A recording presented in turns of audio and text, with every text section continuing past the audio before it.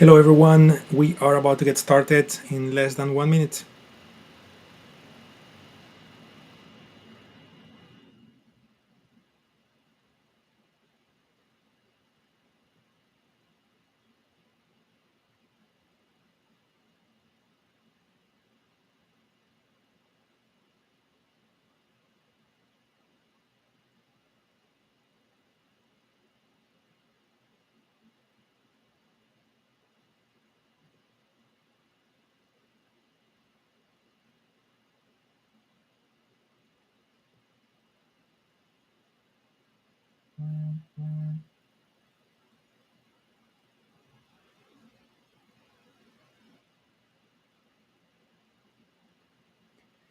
Hello everybody and welcome to the session. This is Before the Bell in 3D, week 17. Today is April 24, 2023. And as always, as every Monday, we're getting together to plan ahead, to get organized, to get prepared for the trading week by looking at 5 of the key most important markets that can be traded out there. I mean, there are many markets that are fantastic to be traded, but definitely the 5 markets that we're going to review are probably the most relevant of all. My name is Jose Blasco. You can see on the screen how to reach me. You can see my email address, as well as you can see how to subscribe to our newsletter, which has a lot of the content that we're going to cover today. As you can see, is right here, week 17. The 5 markets I mentioned a moment ago are the S&P 500, crude oil, gold, the US dollar index, as well as bakkt Bitcoin. So we're going to be looking at all those markets with detail. We'll start with the S&P, but instead of looking at screenshots, which is what's available on the newsletter, we'll actually look at the markets real time and make a few additional comments in line with what's on the news later. So what do we have? Okay, well, S&P is in an up climate. So you can see here the blue dot, up climate blue dot. We can see this on the news later as a thumbs up. So we are in an up climate with sell on-field orders located at 41.38 and buy on-field orders located at 40.39. When looking at the chart, we can see very clearly that green UFO right here at 40.39.5 and that red UFO up here located at 41.38.00. So again, what are we expecting at those price levels where we are actually inside of a region on the chart where sell on-field orders are available, identified by our patent technology and plotted in the form of flying saucers, UFOs. UFOs, which obviously stands for on-field orders. In this case, red color, sell on-field orders. So the expectation will be for the S&P to fall, even though we have a little bit of a contradiction here because we have a blue climate, which is a climate that is supposed to propagate to the upside. So two things may happen. I mean, we are coming from a very extended blue climate. We had a funny little one case, a red dot. So there was a little bit of a hesitation there on the marketplace, and from red it went back to blue. So there is plenty of strength to the upside, but the on-field orders are there. So, I mean, the safe approach to understanding trading this market would be to wait until either the UFO pushes price lower in a way where the climate changes to red, and then trade in that direction, expecting that when price gets to the green UFO, you would expect a turning point on the opposite direction. Or if that red UFO ends up being taken away, because in an up climate, which is what we have now, typically buy on-field orders are added and sell on-field orders are removed. So we may get to see a green UFO here 1-2 days from now. We may get to see a green UFO here, and that would mean that this blue climate that is just starting today will have a great chance of propagating. Statistics suggest 8.43 candles to the upside. So I'm taking a little bit of time here when going over the S&P, which is the first market we are reviewing, so you understand what I'm doing. So 3 dimensions, isn't it? We are doing the market commentary in 3D. Dimension number 1 is the climate, blue. Dimension number 2 is the on-field orders, okay, which is the potential turning points in the future. So that could be entries or exits or both, depending on your methods. And finally, third dimension, speed of movement, market volatility, expected moves, different ways to say the same thing, which is extracted from options prices. We don't see it here. We only see the resulting calculation. We reverse engineer the options prices to end up with 43 points a day, 96 points a week, 200 points a month. That is the expected speed of movement, either up or down, for the S&P out of observing the prices of the options, which represent, what the expectation is, given the fact that when many people expect a lot, they may buy a lot of options. When many people expect the opposite, they may sell a lot of options. And depending on the buying and the selling of the options, the prices of the options vary, and that price has a meaning built in, which is how fast they expect the market to move. It's a very powerful prediction for volatility. Okay, so this is the three dimensions for the S&P. We are now moving into the second market, which is crude oil. Let me load it real time so you will see the UFOs loading real time as well. Here we go. Very powerful technology here, loading the UFO speed of the light. What do we have? We have a down climate in the case of crude oil. We are in the middle between the red and the green UFO, so odds are for this market to continue moving lower given its climate. 3 out of 5.71 being a normal thing to happen based on statistics. So definitely that market is supposed to continue moving lower unless a new green UFO shows up on the screen. We don't see that yet. Okay. So climate down, sell on field orders 79.91, buy on field orders 74.37, and speed of movement out of looking at the prices of options on crude oil futures, that would be 1.71 points a day, 3.77 points a week, 7.85 points per month. That's the speed of movement for this market with the UFOs there, 79.81, 74.37 on the green side. Next market for us to observe, gold. 1, 2, 3. Here we go. Here is gold. So what do we have with gold? Well, with gold, we have a change of climate. It recently went from blue to red. So we can see it here on the newsletter. Gold is a down climate. No trace of sell-on field orders at this moment in time. There were a couple of weeks ago, and you could see the result. Everybody was betting on gold going higher, and those sell-on field orders brought it back down. So certainly a powerful thing to uncover, a powerful thing to know as you plan your trades when it comes to setting entries and exits and being safe and being precise. So no sell-on field orders at this moment in time, meaning that if the climate was to change to blue, potentially gold may have another powerful rally to the upside, but at this moment in time, the climate is red, which is something statistically speaking to be respected. Buy on field orders located a bit lower.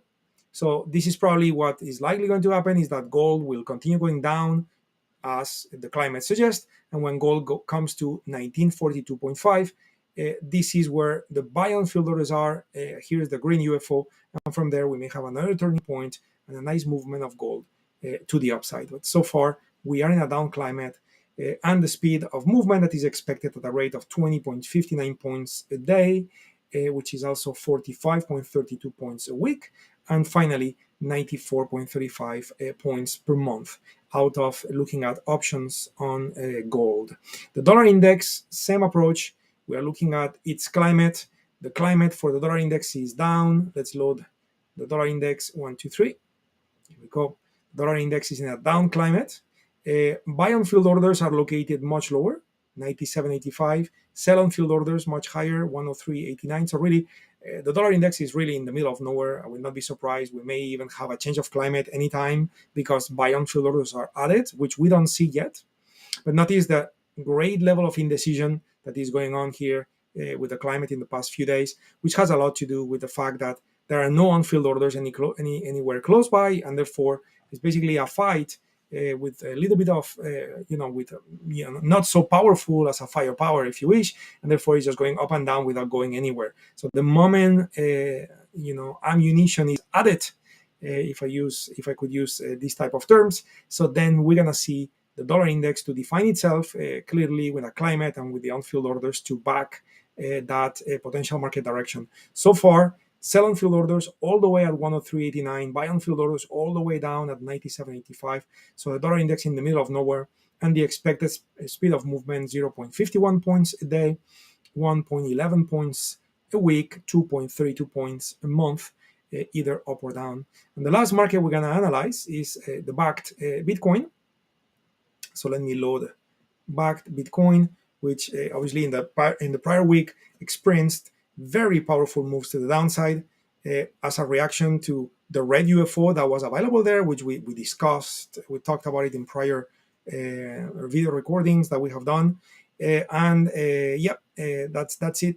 Bitcoin is falling. We started a brand new down climate, and again, I guess that statistics suggest that this climate will continue propagating until we get to 24,800, which is where buy and field orders will likely kick in the market, and then we may see a turning price. But again, when we come back to this area of 29,390, again, keep in mind that at those levels we do have sell on field orders, and therefore Bitcoin may fall down again. So we may be set for a little bit of a trading range, a wide trading range between 24,000 to 29,000. Let's go at 25 to 30,000, something like that. And speed of movement trading within that range is 968.51 points at the 2,000 plus a week, 4,000 plus per month, which is a great, a great diminishing, if you wish, of the expected move for Bitcoin compared to the prior weeks, where much more volatility was expected, which is very much in line with my comment about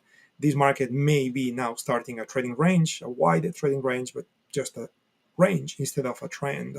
So we'll have to see that in the future newsletters and future 3D market commentaries like we are doing today. And finally, before we conclude the session, I wanted to point at the economic calendar. We're getting this from fxtrade.com, which is one of our partners. And we can see how this week, there are certainly some numbers that are relevant: durable orders in the US, GDP in the US. So obviously those are very relevant numbers. Same thing, Australia, CPI, for example. So there are a bunch of relevant news out there in the world, but none of them are what I would call the bombs, right? The bomb these days is interest rates, things of that sort is what really seems to be spicing up the market in a major way. So this week, it's definitely not so quiet compared to the prior weeks from a news point of view as well. Earnings reports will be kicking in pretty heavily in the US markets for equities. And we may see volatility coming into the markets, and we may see a little bit of speed of movement accelerating.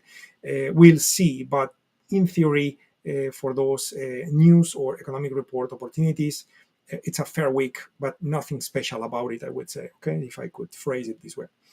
Okay, so as we are completing our session today, I just wanted to mention about our book, as well as if you are new to what we do, it may help you to understand what we do by thinking about those three pillars, where we are a technology company. We have patented technologies. You saw me utilize auto UFOs today, which is our key technology. So we provide trading technologies. We call them apps. Those are available for different trading platforms. Could be NinjaTrader, could be TradingView, etc. We also have our own platform called Top. But also, technology is great, and definitely it's all about AI these days, isn't it? It's all about using tools to have an edge in the marketplace, and that's what we do. At the same time, if we produce amazing tools but we don't support you, we don't teach you how to use it, then we don't help you that much. So that's why we also have pillar number 2 courses and pillar number 3 coaching, where we meet live and we trade together. We do open meetings, which are open for everyone.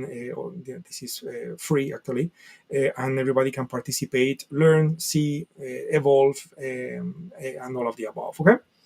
Anyway, and our book, again, just proud of it. We've been designated number 1 new release in multiple categories in Amazon.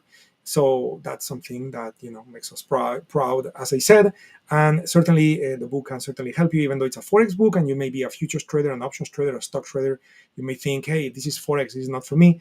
Well, the book would help you no matter what you trade, because the book presents a specific methodology and specific mechanics on how the markets work. And this applies to everything, putting on the side that everything you trade, no matter what, in the end is a currency. Even if you trade futures and it's points, in the end, points convert into dollars. Dollars is a currency. So, I would say this book is a great foundation for traders, no matter what you trade, and definitely, a little extra benefit if you trade Forex. But certainly the book is helpful for everybody and gives you a way as well to see how we are thinking about trading, how we think about the markets. So if you are new to what we do, maybe, and you like to read, by the way, not everybody likes it. So if you like to read and you're new to what we do, maybe this is a very good starting point for you to discover what we do and take your trading to the next level. But anyway, thank you for joining me today, as always. Always great to start the week together in those sessions. Keep up the good work. Find us on social media, like us, subscribe to us, all of those things that everybody says, so we can stay connected. And if you need anything, just shoot a message to us. You have the email, my direct email on the screen, so feel free, don't be a stranger, feel free to communicate with us, and certainly we'll point at solutions for whatever your needs or problems in trading may be. You guys take care. See you in the next one. Bye bye. See you soon.